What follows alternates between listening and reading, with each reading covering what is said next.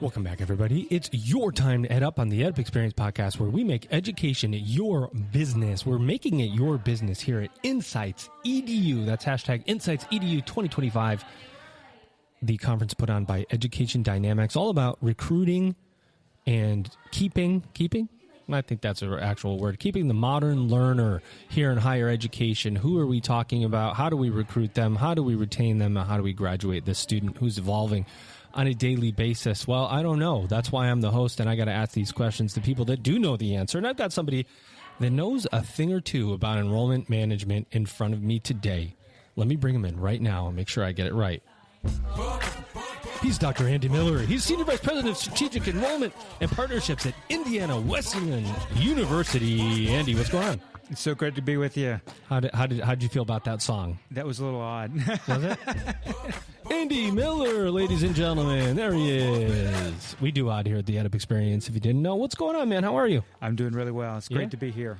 Well, so why don't we start there? What are you doing here? Why is this conference a good one for you to come to as a Senior Vice President of Enrollment?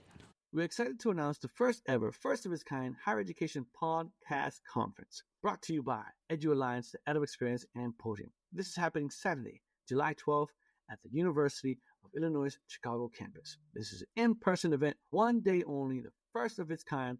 This is for people working in and around higher education who are interested in starting a podcast, who may have a podcast, want to learn more about podcasting. So if you want to be there, please go to higheredpodcon.com. That's higheredpodcon.com to learn how you can get your early bird registration, see who the keynote will be, and how you can submit proposals to be a part of this amazing inaugural conference. So that, again, go to higheredpodcon.com to learn more. Do you want to get exclusive early access to ad-free episodes, extended episodes, bonus episodes, original content, invites to special events, and more? Do you want to accelerate your professional development? Do you want to get all this while helping to sustain EdUp? Then go to edupexperience.com. That's EDUP experience.com and become a subscriber today. Well, I got on a plane and it was 20 degrees and I got off and it was 80. That's a good way to start. So we'll start there. Shout out to Education Dynamics for doing this in New Orleans. Truth. No, I'm here because we're a great member of the Education Dynamics family. They've been a part of our marketing agency just for about 6-7 months now, and we're here. And I've been coming to their conference for about 2 years. So this is a great opportunity to just connect with some fellow colleagues and being a part of the conversation. You know, the modern learner, as it were, really is a term kind of coined by Education Dynamics in the last 18 months or so. They put out a report, the Modern Learner, Engaging the Modern Learner report, that has really interesting statistics on it. Speed is one of the kind of big takeaways. It was last year. It's even more prevalent this year. You are somebody who's come in and really trying to drive change at your university, Indiana Wesleyan, to be faster, to be more modern, to be more efficient. Can you talk about some of the work that you've been doing? Like, how do you think about this modern learner and what they want, and how do you meet them where they are? Yeah, we look at speed 3 ways: speed to lead, speed to application, speed to enrollment. Oh, you are speaking my language, my friend. You know, it's just the speed at which the student moves through the enrollment funnel. They hit the lead, somebody's got to call them, get in conversation, be in touch with them as soon as possible. Moving them to the application, obviously, for speed to app, which is really about this, get them to commit, make that jump from just being interested to being something that they actually believe they can do, because it's about self-efficacy. If you can build that hope and purpose, you can lock them in. And then speed enrollment, get through the junk that higher education's created to make them a student. Financial clearance, registration classes, you name it. We've put more barriers in the way for students, and the intent is, how do we make that as efficient and clean as possible and eliminate, if you will, the leakiness that institutions often have along the way? Really true. So you've been in your role for a couple years. You don't know this, but I have, because of Elvin Freitas, co-founder of the EdUp Experience podcast, we have some very advanced spy equipment here. And I actually have a recording of you on your first day putting in a new plan, enrollment plan. Execute Order 66. I mean, so your accent's changed a tad, but what have you had to do to change? What are some of the tactics that you've put in to make speed a reality? Well, in anything like this, it's people first. You have to address the first equation, which is the people who are in that organization. They understand what we're trying to achieve, be really clear, and create the culture of execution. We worked on our culture, we worked on our leaders, and we said, this is the new standard. Walk ye here in it, right? So and everybody just got on board, or you had to do some filtering, if you will? We'll call it filtering. That's a great word. But I would say at the first junction is this idea of the people have to understand this is the way we're heading. And they have to have hope, right? And hope is not, it's not pejorative in the way we're talking with folks or negative. It's like we're going to give you something to have hope and purpose in doing, to change lives through education. Epic. And so what you're trying to do is change people's minds and hearts and really lead them to believe that I can be a part of something that's going to help someone use education to change their life. And for us, we educate a lot of students who don't believe they can. Yeah. Their second chance, second career, and we're giving that opportunity to them. And so enrollment is first and foremost about the people in the front lines who can call and engage with and love our students in a way that allows them to believe in themselves. That's the first. And part of that is changing those hearts and minds to drive change, is providing the data that says, here's where we were, here's where we are, here's where we're going, and here's how, here's the improvement that we had. And you say something like this, just like I promised, right? but data is important, right? It's important for faculty, especially when you have to make a policy change or something like that. Those aren't always easy conversations to have with faculty. If you're upping something, reducing something, changing something, somebody goes, well, what does the data say? How do you know this is going to improve things? So how important is the data that Education Dynamics provides to you that you watched through the enrollment funnel to changing those hearts and minds?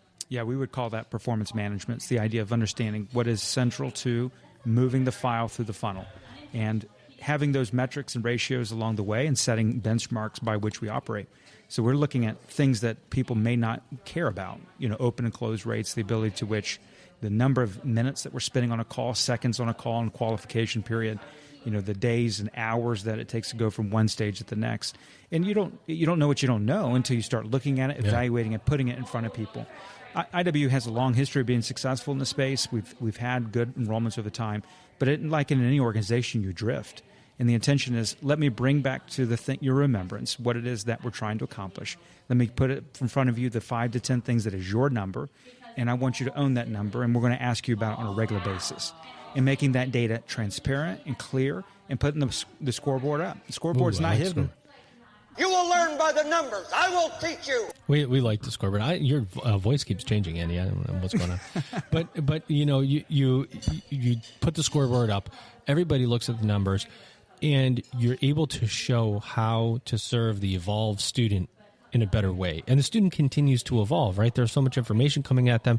It is a modern strategic enrollment manager at the senior vice president level. You've got to have eyes in the current situation, and you have to be looking into the future simultaneously to know what's coming. How are things evolving? Artificial intelligence. How's the student going to think next year? How are they going to act next year?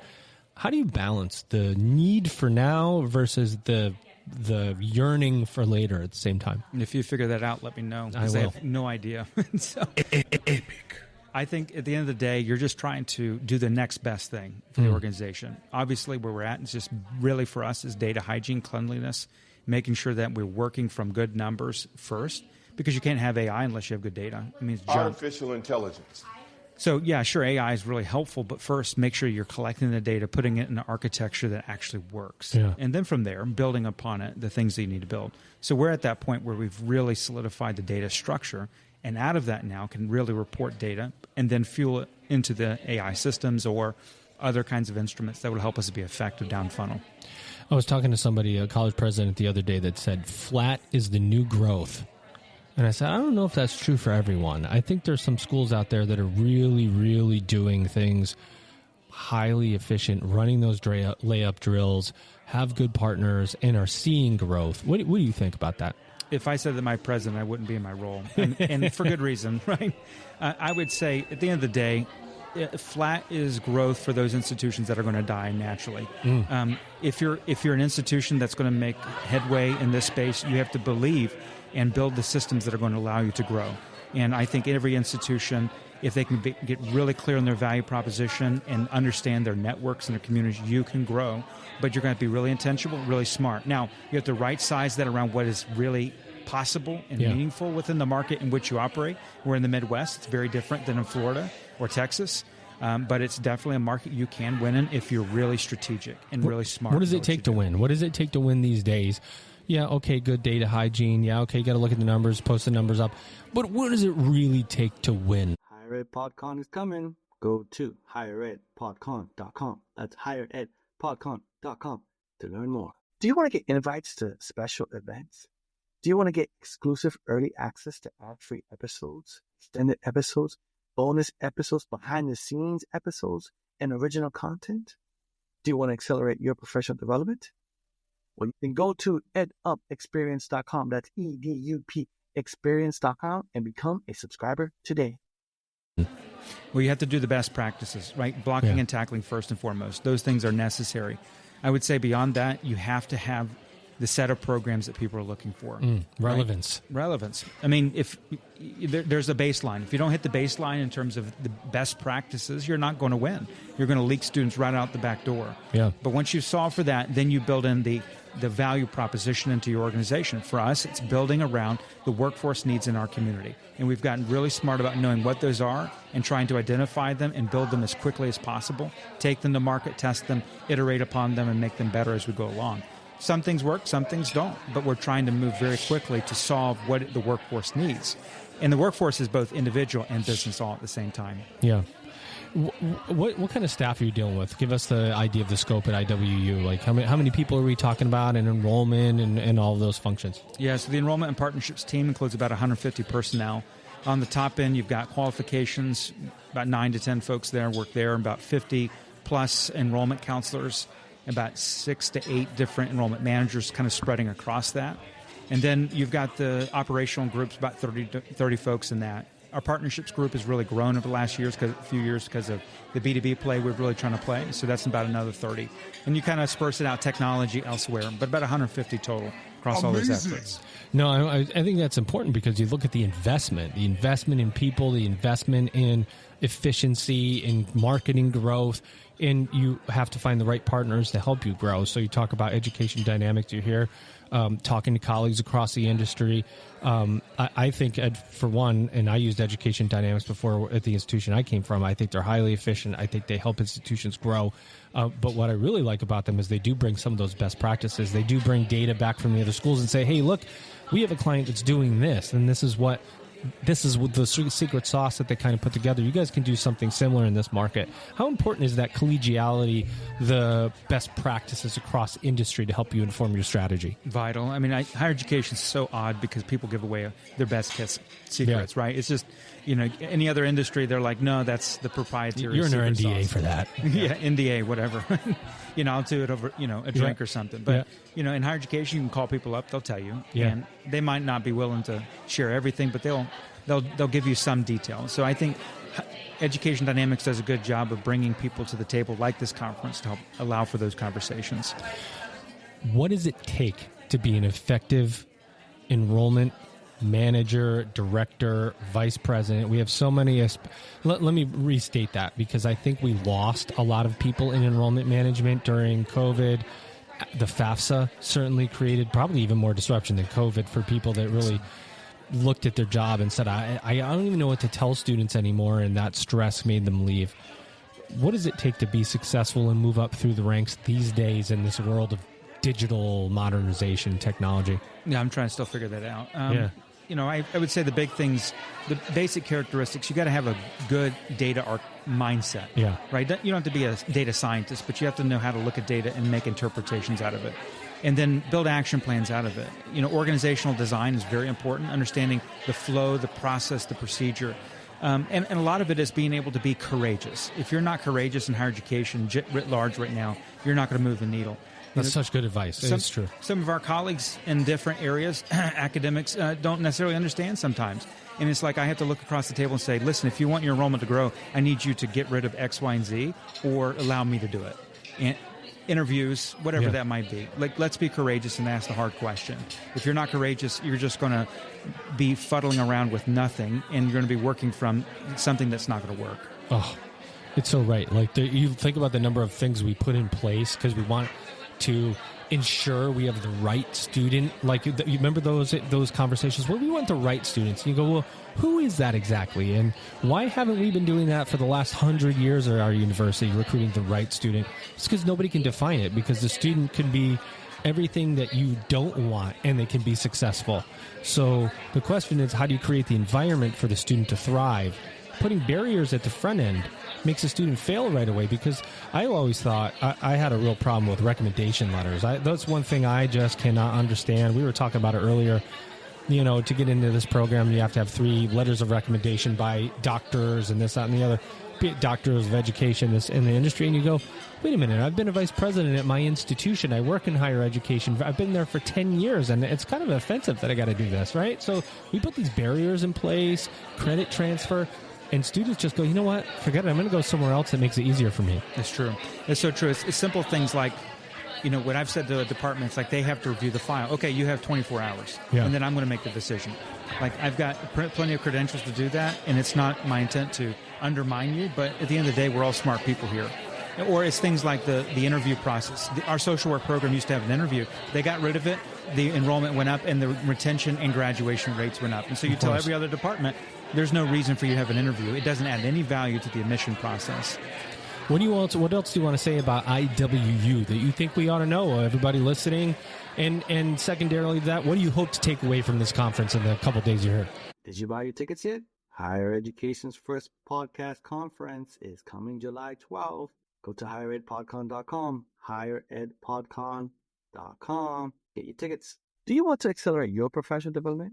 Do you want to get exclusive early access to ad-free episodes, extended episodes, bonus episodes, original content? That's right, original content, invites to special events, and more? Do you want to get all this while helping to sustain EdUp? Then go to edupexperience.com. That's EDUP experience.com and subscribe today. The IW is really committed to serving the workforce, and that is the student and the businesses in our region. We believe really strongly in second chance, second career students, and really making lives better for students. At the end of the day, that's what higher education should really be about. I got to apologize to the audience here. They found out that Andy Miller was on the podcast, and they've grouped up to watch him deliver this incredible episode that we have put together just for you. Crowd, I need you to stand back. Andy, I can't understand this crowd. They're just all here for you. But that's where all the noises come from, ladies and gentlemen. He's been our guest. He's your guest. He's Dr. Andy Miller. He's the Senior Vice President of Strategic Enrollment and Partnerships at Indiana Wesleyan University. You just EdUp'd.